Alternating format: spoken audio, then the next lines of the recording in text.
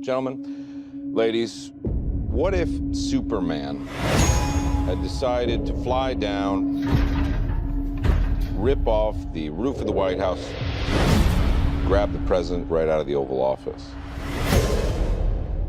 Who would have stopped him? Not any of you people. No, I'm being 100% serious. Which one of the Suicide Squad members is going to take down fucking Superman again?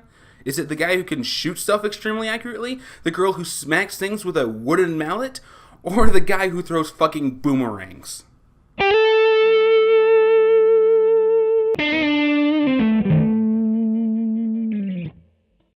Hello and welcome back to another Midnight Showing. As always, I'm Kelly and I just got out of the Suicide Squad. But before we talk about that, time to address some controversies. Yay! So, it seems like with all of the DC movies now, I'm going to have to address the controversies that spawn from each one. In this case, there are 3 of them, but I'm only going to talk about 2 here for a second, because the third one's actually into the negatives of the movie, so we'll talk about that in a second. First off, let's discuss the fan base going fucking insane over the low Rotten Tomatoes score. Acting like Rotten Tomatoes is the end-all of critic scores that they can get.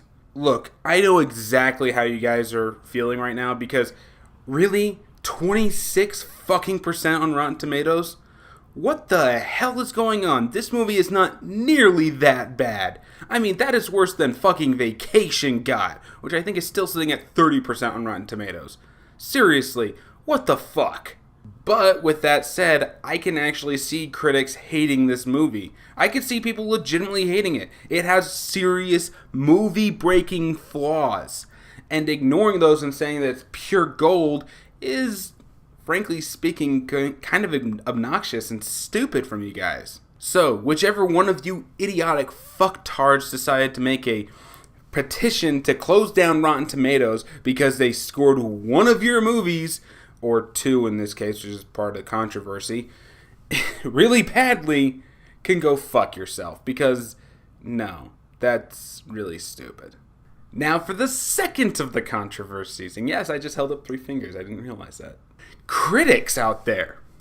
What the fuck is your problem? You know, as I pointed out with my Batman v Superman movie review, yeah, the critics were just harsh on it for the sake of being harsh. And I don't really get it. Seriously, get your heads out of your asses. But now we have a second movie come along, and you're doing the exact same thing. Why? At this point, I'm just extremely curious, so I just went through all of the comments and things, and all of the critic reviews on Rotten Tomatoes. Yeah, I actually read all of those and clicked to their sites to read their full reviews. And here's the thing. About half of the critics who rate it negatively, their reviews are complete bullshit. It was so trite, this dark and grim and gritty reality that we have inside of it. Nobody feels like a real character, and honestly, the plot is something that would scrape the bottom of the barrel. This is one of the worst pretentious movies I've ever seen in my life. And no, that was actually someone's review that I did quote there. Seriously, did you even watch this fucking movie? Don't get me wrong, it's flawed, but it's actually really fun. It has more human elements than any DC production I've seen in the last 10 years, and that is including some of the Dark Knight stuff. Admittedly, it still has problems, and there are characters who are just there for the sake of being there, and you can equally hate them as much. But really, are you really going to say that Will Smith was bad in this movie? Are you going to tell me that Margot Robbie didn't do a perfect portrayal of Harley Quinn? Are you going to, honest to God, tell me that Viola Davis as Amanda Waller didn't make you shit your pants in some of these scenes? Because I'm going to tell you, right now, you are fucking lying. And frankly, you need to stop critiquing things all over the place because you apparently don't know how to do it. So with all that said, why are the critics bashing this and Batman v Superman so badly? My only real thought I can come up with about it is for the clicks. It's clickbaiting. They know that these are, frankly speaking, going to be bigger than the Marvel movies because, let's face it, more people grew up with Batman and Superman. Remember, we are inside of a nostalgia kick at the moment. We love rebooting all of these 90s franchises. I mean, for fuck's sake, we've got Power Rangers the movie coming out I think they said February of next year. Seriously, guys, when we're making movies of Power Rangers again, we're really showing off how much we want to relive the 90s. That and traditional media is kind of, well, sucking at the moment. So, what do they have instead? Well, let's get some clickbait inside there. If we piss off all of these fanboys, they'll all just click on our reviews and start freaking out, and we'll get more and more loads of money at the cost of our credibility. And don't get me wrong. As I said, this is only about half the critics that I was able to find and read the reviews for. The other half had legitimate reasons for hating it, but they also acknowledged that it did have positives. And the system with Rotten Tomatoes, there is no real gray area. Either you liked it or you hate it. So what are you going to do with that? Overall, the movie is a splatted tomato, but it was an enjoyable splat. So does the score kind of reflect that? Yes. If you look at the user rating, the non-critic side of rating, where everyone else's opinion gets to put out there, which is definitely a lot more diverse and less, negative, they have it rated at a 73 or 74%, which is a pretty enjoyable ride. So all in all, this brings it back to the actual movie itself. And it's flawed but fun. There are some genuinely great moments inside this movie, but the editing is funky and wonky that just reeks of rewrites and reshoots. On top of the music choices feel like they're just tacked on an afterthought. Sometimes they work with the song from Eminem that they played. Other times they feel like they just took the Guardians of the Galaxy disc and decided to rip a few songs off of that, which they did. There are some genuinely great performances inside of here. You got Will Smith as Deadshot, Margot Robbie as Harley Quinn, her costume notwithstanding.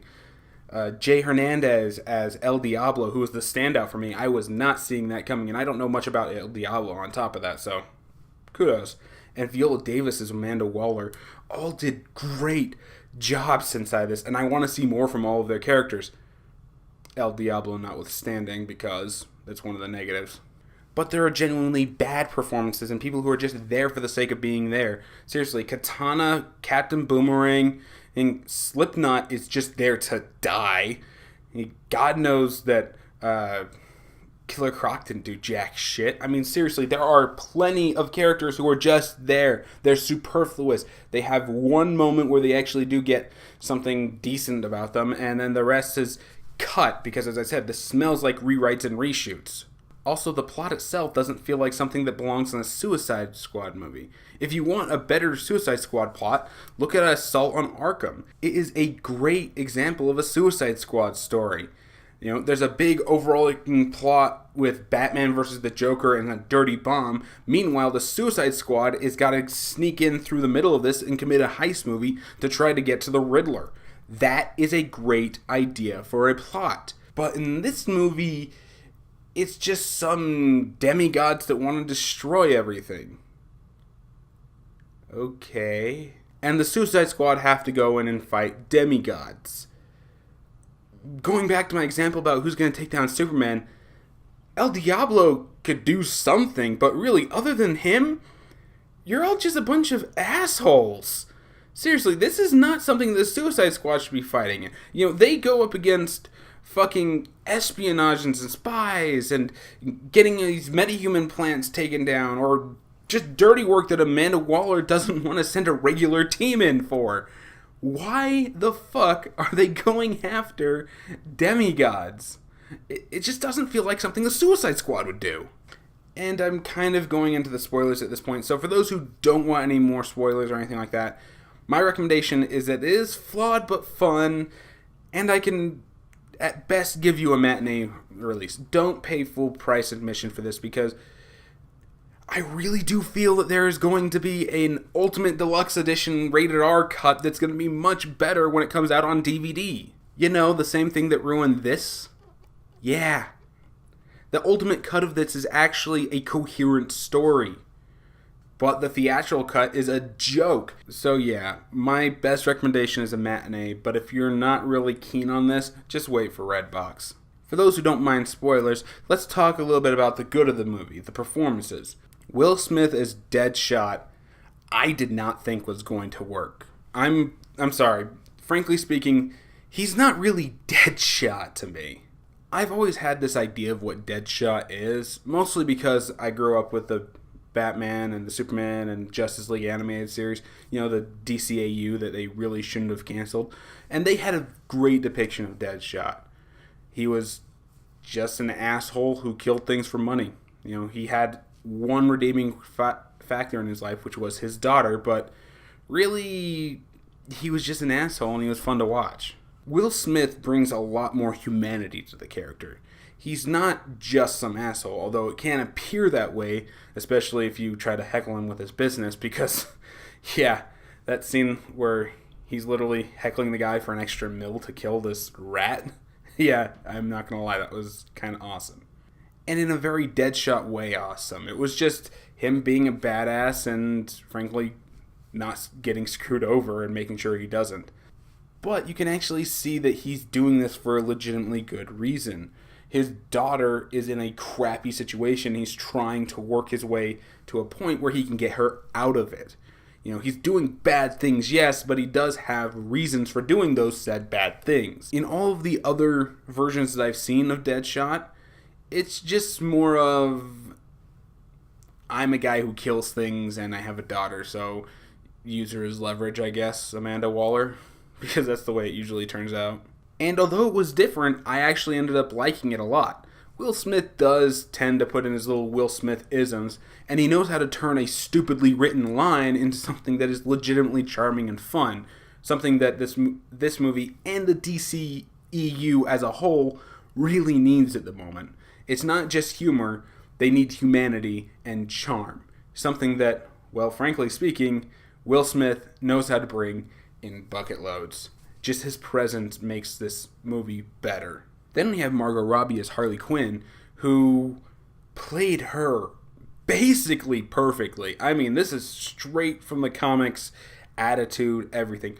Before she becomes more of an actual good guy like we see inside of the current day comics, this is her when she's still clearly the crazy evil who's forced to do something good. And yeah, right down to her laugh, Margot Robbie just knocked it the fuck out of the park. Unfortunately, her outfit didn't. Yeah, I actually like almost every single one of the character designs in this. Croc should have been bigger. I mean, make him at least like 7 or 8 feet tall, in my opinion. I mean, why not? But other than that, I like this design. Margot Robbie's Harley Quinn is the one costume design I cannot fucking stand in this movie because of how goddamn 13-year-old childish it is. So Deadshot has this cool, like, battle suit that's clearly bulletproof, but has very flexible things so he can get his job done. He's got these gun gauntlets on them that look like they just taped a freaking 45 onto them, so it goes like this. He's got this cool badass rifle and this mask along with his little tracker, which admittedly is on the wrong eye, but they actually kind of worked it into the story. It's so he can keep track of all of his other targets while he's aiming down the other ones, making him an ambidextrous shooter, which is something Deadshot has always been. Compare that to Harley Quinn's outfit. She is in a fucking white t-shirt and booty shorts that clearly look like they are 3 sizes too fucking small for her. My God. As I said earlier, they're supposed to be fighting demigods and the Enchantress and her brother Incubus inside of this. So why the fuck is she in booty shorts and a goddamn t-shirt? What is that going to do when you're up against demons who are literally throwing cars, taking possessed soldiers and having them shoot at you? It seems like it's a pretty dumb fucking thing. And what's worse is it was clearly just, this whole costume design is clearly just to appease the 13-year-old Michael Bay fanboys at this. I'm all for fan service, but you literally put her inside of the rainstorm where her white shirt becomes a white t-shirt contest. Are you fucking kidding me? And don't get me wrong, Harley Quinn is supposed to be overly sexed up, but if you're going to do this, why not put her inside of something similar to what she was wearing in Arkham Asylum or Arkham City, where she actually had, you know, the bondage gear thing going? I mean, it's full body covering and it sure hell looked a lot sexier than this. What's even worse is that they actually show that they had that costume and the original jumpsuit that she was depicted in wearing in the original Batman animated series as a cool little Easter egg when she's going through her trunk of stuff. Seriously, why would she pick a t-shirt and booty shorts over stuff that actually covers her in a fucking rainstorm? Oh my god, this is just so pandering. It's hard to take seriously when she has legitimate moments where you do get her backstory and things that just feel like they're ruined because you can't get over how fucking annoying her outfit is. Also, by the by, one of those flashbacks, she's doing a lap dance for people. Because. But her performance was really good. I just can't stand that fucking outfit. Jay Hernandez as El Diablo is not only sympathetic, but he is just fucking badass when he actually does something. Admittedly, he spends the first 2/3 of the film not doing jack shit. Maybe for budgetary reasons. Maybe he did more inside of the extended cut we know we're going to get. And I don't know, but that was a little annoying. But when he does do stuff, it is freaking awesome. He's playing a guy who's seeking redemption, knowing that there's no way that he can possibly actually get redemption. Which, the only misstep is that they kill him off at the end of the movie because, you know, he's the only member of the Suicide Squad that might actually pose Superman a threat. But you really do feel for his character, and his reasoning for not using his powers when he go to that awesome bar scene, which admittedly feels chopped up in the editing. I'll talk about that in a second. But that scene where he's actually telling about his family is genuinely moving and kind of heartbreaking because it does show that his name isn't just, you know, the criminals gave him the El Diablo name. No, he gave that name to himself because he really does think he is the devil. He killed his wife and kids because he snapped. And you genuinely want to see him actually overcome this and become the hero that he needs to be. And we do. In the form of a giant flaming skull god. Because fucking A. That also brings us to Viola Davis as fucking Amanda Waller, who was just pitch perfect. Minus one scene. She's intimidating. She's genuinely intimidating. She's forcing people to do things by finding their weak points, their leverage moments, and, well, leveraging them. She's using political power. She doesn't need a gun. She doesn't need really anything. She's an overweight monster who's trying to do some good in the world, although admittedly my own history realizes she rarely does do any good in the world. She's mostly just cleaning up her own messes with her own personal task of superhumans with bombs in the back of their neck. As I said, there is one scene in this movie that just feels completely out of place.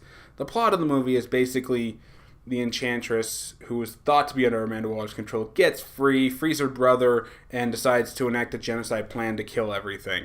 Yay. Suicide Squad are sent in, and you think they're actually going after them, but they're not. They're actually going to evac Amanda Waller, who's stuck in the city still. And, oh, big shocking twist. So Amanda Waller's cleaning up with the few tech people that are left inside of her building so they can get them evac to the roof and whatnot. But then she just takes a gun and blows away all of the tech people in the room. Like 5 people. Bam, bam, bam, bam, bam. And you're like, why the fuck did you do that? She tells Rick Flag that the whole reason is because they didn't have clearance for anything they were seeing. And then Deadshot comes to Rick Flag and he's like, you say I'm the bad guy. And he's like, yeah. If they didn't have fucking clearance, why the fuck were they even in the room? Why did you allow them to be there? Jesus Christ. You know, you could just sign a DNR and said, if you reveal anything whatsoever, I won't just kill you. I'll destroy your entire family's legacy and existence. You know, that would be more of Amanda Waller's type thing. Did you want to just get rid of superfluous characters? Because there's plenty of members of the Suicide Squad who are still not doing anything. And, you know, speaking of complaining about that scene, how the fuck did Deadshot get inside of that room with them? You know, for those who actually have seen this movie, I honestly want to know, because I believe that was biometrically locked with a thumbprint and had a code on top of that. So even if Deadshot did see the code when Rick put it in, how did he get past the biometric lock without breaking it? Because when they leave the room, it's perfectly fine. Again, reshoots and rewrites. And that brings us into the negatives of this film. As I said, the plot doesn't feel like something that the Suicide Squad would be. It kind of does feel like that in some instances when it was, oh, you're actually not taking down the bad guy, you're just getting Amanda Waller to safety. That felt like something Amanda Waller would do. But really, they still end up going after the Enchantress. And, yeah, this doesn't feel like something that they would be fighting right now. Wouldn't this be the point where the Flash runs in and starts trying to fight them? Because he would have ended this fight in 5 minutes. I mean, that's how fucking fast he is. Batman should have flown in at this point. I mean, Wonder Woman could have shown up, and it would have felt more like something that she would deal with, not the Suicide Squad. Admittedly, Enchantress was supposed to be part of the Suicide Squad, and she went rogue after she got free, and Amanda Waller couldn't kill her anymore. But at the same time, yeah, at that point, someone bigger should have just come in. And as I said, everyone was basically a placeholder. The guy who played Rick Flag is bland as shit. I mean, he has no personality whatsoever. The girl who plays Enchantress is pretty good, but she's rarely given any time to shine because of her stupid CGI movements like this. Fucking Tourette syndrome. Croc, you could barely understand half the time, and he only got like maybe 6 or 7 lines. Katana got 3. Jai Courtney. This is probably his most tolerable role. I did not hate him in this, which is surprising because I thought I was going to. He's a crazy psychopath who genuinely has fun with it, and every fucking scene he has an energy drink in his hand. Where the fuck does he keep getting those? But the truth is, he's not playing Captain Boomerang. He's just playing some asshole who throws boomerangs. Captain Boomerang is, in my opinion, kind of a gentleman villain. He has a certain charm and suaveness to him, and although he's clearly not all there, and he is playing kind of an Australian stereotype, you know, this is a guy who turned some random talent to throw things really good into a criminal empire where he's actually been able to fight the Flash. I don't see Jai Courtney being able to fight the Flash, like, fucking at all. And that brings us into the fucking cuts in this movie. My god, it feels like this was edited by a fucking ADD preschooler at the first 20 minutes. It mellows out later in the film, but the first 20 minutes, everything just feels like it's in the wrong place, in the wrong order. We open with Deadshot and Margot Robbie as Harley Quinn doing some stuff in their backstory and how they got arrested. Then we introduce Amanda Waller.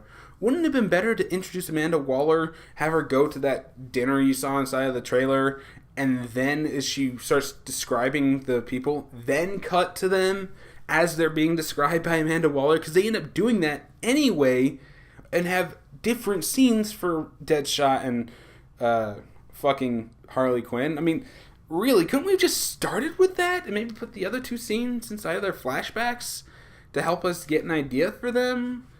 But no, we start with that. Okay, that's really weird. Then we abruptly cut to the prison where they're all being mistreated by the warden, who is for some reason more concerned about his fucking internet search history than the fact that Deadshot has a gun on him. Yeah, I'm all for jokes, but if they're forced in like that, yeah, they're not going to work. And I've already said several times that this plot doesn't feel like something that the Suicide Squad would be in. But it does need to be said that there are obvious scenes missing from this. Scenes that are just cut abruptly short, where there's clearly something else that was supposed to happen or something was supposed to be said. Remember that bar scene that's in the trailer? It's by far the best scene in the movie, where it's just sitting there talking to each other. But they don't add in the scene that we all saw in the trailer, where Harley starts asking him what their drinks are. You know, Killer Croc, beer. You know, Deadshot asking for his shot, and then get to Diablo, and he's just sitting there. Water. You know, that legitimately funny line. You know, that was a wonderful moment. Why wasn't it left in the movie? Instead, we end up just cutting straight to Deadshot speechifying about how they're the bad guys, and they're going to get blamed for this, even if they don't do anything, and they gotta leave, and we're all going to get bombs on our back, and we're all going to die. Why not start with that? Or hell, why not just cut straight to El Diablo stuff about why he's not doing anything or not? It just feels horribly paced because there's obvious parts of it that are missing. Croc doesn't get more than 2 words inside of this entire sequence. Seriously, Croc gets nothing.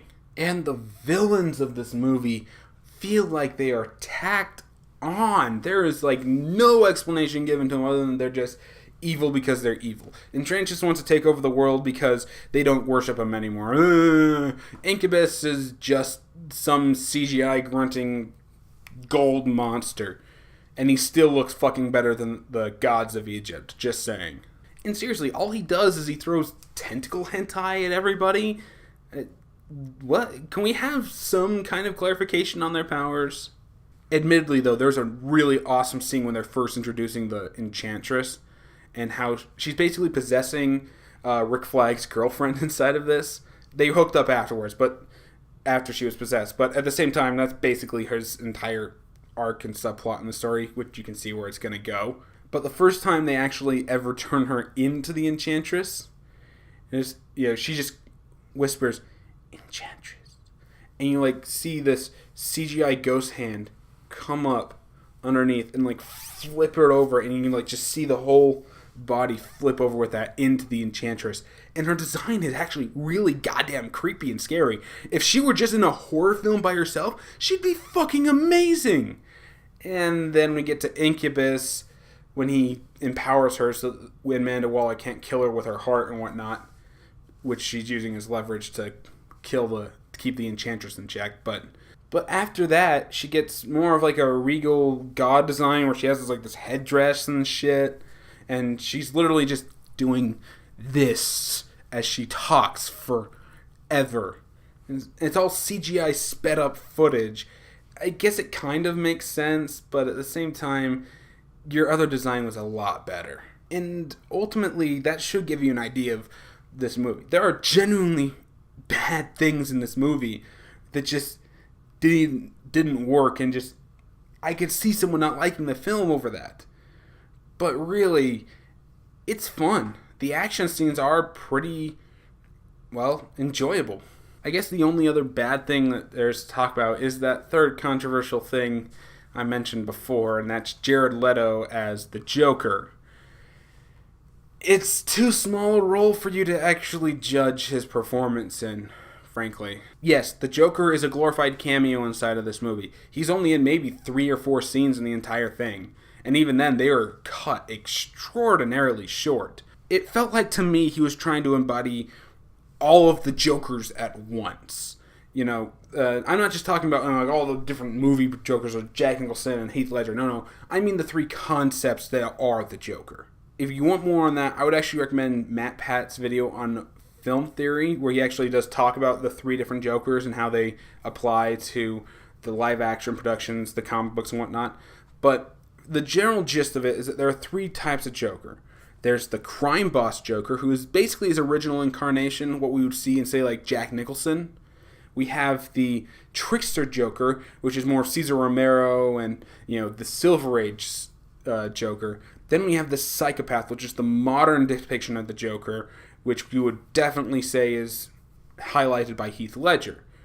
And, you can have a Joker that kind of takes elements from all of them. I mean, Heath Ledger did have his own crime syndicate, so he was a mob boss. But really, any interpretation of the Joker focuses on one of these 3. Jared Leto felt like he was trying to be all of them at once. He was trying to be the crime boss, he was trying to be crazy and psychotic, and he was trying to be kind of a trickster. He didn't have any real, gadgets or things that he showed off, but at the same time, he was trying to put people in unwinnable situations to kind of trick them into doing things that they don't want to, in the very few scenes that we see it, and it was mind-bogglingly weird. Not in a good Joker type of weird, more in the kind of, what the fuck are you doing, man? Sometimes it legitimately worked. There was 1 or 2 moments where I was legitimately intimidated and just wondering, what the hell? But then there's just as many times inside of those 3 or 4 scenes that he's in where I'm just like, dude, what the fuck are you doing? Just talk to them. And there was one really big no-no that Jared Leto actually did in this movie that kind of pissed me off. And that was his Joker actually genuinely seemed to care about Harley Quinn. No. Look, you look back at any interpretation of the Joker and Harley's relationship, going back to even the Batman animated series to modern day, he never gave 2 shits about Harley. Like, at fucking all. That was kind of the point. She was a means to end. She was just there to, well, be cannon fodder for Batman. Every time she fucked up, even once, the Joker would throw her on her ass and she would come running back to him after everything was said and done for another chance, because it was the definition of an abusive relationship.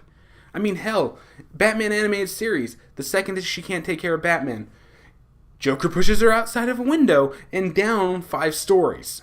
Arkham Asylum, she fails to stop Batman. He locks her in a room with Batman and says that she's no longer invited to his endgame party.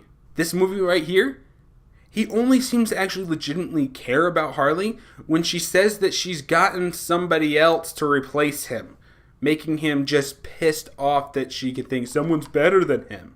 But even then, he's more than willing to let her die in this dirty bomb because he hid the bomb in her fucking mallet. See, it's just, this is a big no-no. If you're going to do their relationship, you can't have the Joker care about Harley. She is a means to an end, and he wouldn't be getting all of these big rescue operations planned to get her out of the Suicide Squad and break her out of Belle Reve. No, the Joker would let her rot. But it occurred to me in the movie that this could actually work in this movie's favor if he actually did genuinely care about her. As the internet has said, what if Jared Leto is actually not playing the Joker, but Jason Todd crazy after he kidnapped and beat him and whatnot and supposedly killed him? That would have worked out well, especially with him actually legitimately caring about Harley, because he's not the Joker and he's still Jason Todd. There's a part of him that is still good, trying to fight and controlling crime bosses and mob bodies. That actually is Jason Todd in a nutshell. So yeah, there is legitimate controversy with this performance, but I can't honestly say whether or not it was good or bad because it just wasn't in there enough. We just need a bigger role where we can actually dissect what's going on with this character, which will probably end up being the Batman solo film that Ben Affleck is doing. But, until then, I'm not throwing my hat in the ring on this one. And yeah, that's basically my overall movie. So yeah, it is extraordinarily flawed, but it has legitimate awesomes of badass and awesome. I mean, seriously, El Diablo, I want to see more of you now. I want to go read the Suicide Squad comics just to find out more about you.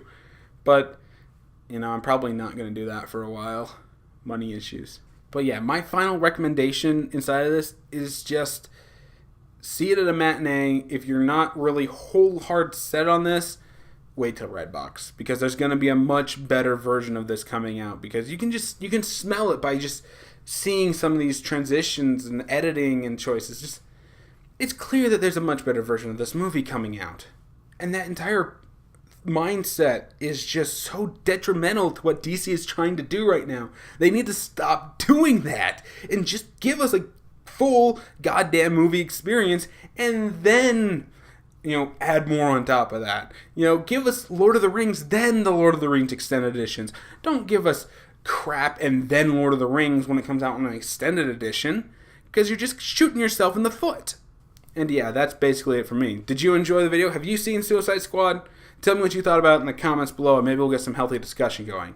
And as always, if you like what you see, be sure to hit the like button, share this video with your friends, and subscribe for more. Be sure to like me on Facebook and follow me on Twitch and Twitter. I do have some more stuff coming out on Twitch soon. I just needed a day off after everything that happened with my septic tank got overdone, but there is more coming. And yeah, that's it for me, so I guess I'll see you all next time.